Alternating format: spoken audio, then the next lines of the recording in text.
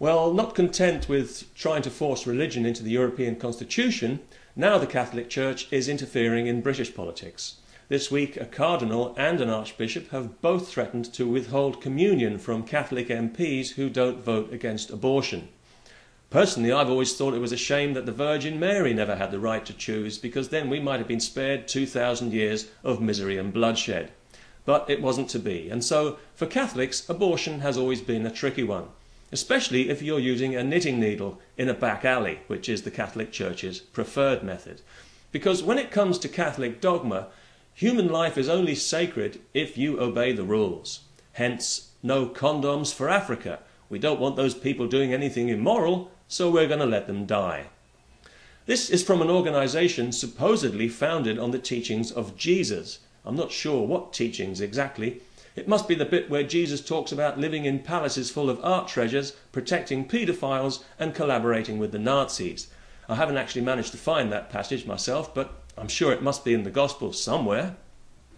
And this is why I wasn't too surprised when I first heard that the current Pope is in fact an ex-Nazi, because to me the Catholic Church and Nazism go together as naturally as Bibles and lynch mobs. If you think of one, it's difficult not to think of the other. Indeed, I've often thought that it was just bad luck for the Catholic Church that Nazism never became respectable, because they put all their chips on the number of the beast, but it just didn't happen for them. Although the Pope, who actually collaborated with Hitler by ignoring the Holocaust, is now being made a saint for his trouble. That's right, Pius XII is being made a saint, which has got to be the cheekiest thing I've heard since Henry Kissinger had the nerve to accept the Nobel Peace Prize.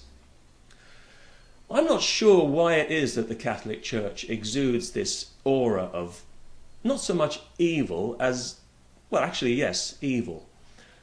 I think this whole celibacy thing has a lot to answer for, because there's got to be so much repressed energy there with nowhere to go. I mean, that's bound to cause a few short circuits.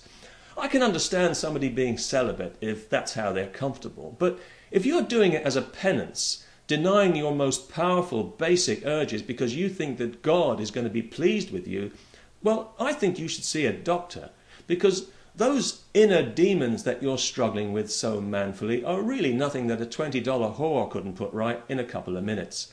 But of course you couldn't do that, because that would be sinful. Much better to insert your penis into a choir boy and then carry on lecturing dying Africans on sexual abstinence. If any cardinals or bishops are watching this video, let me ask you a question. On a theological level, is it more of a sin for a priest to rape a child while wearing a condom or not wearing one? How much more evil is it to wear the condom? And would it be okay, i.e. would you keep quiet about it, if he went to confession afterwards and truly repented? Until the next time.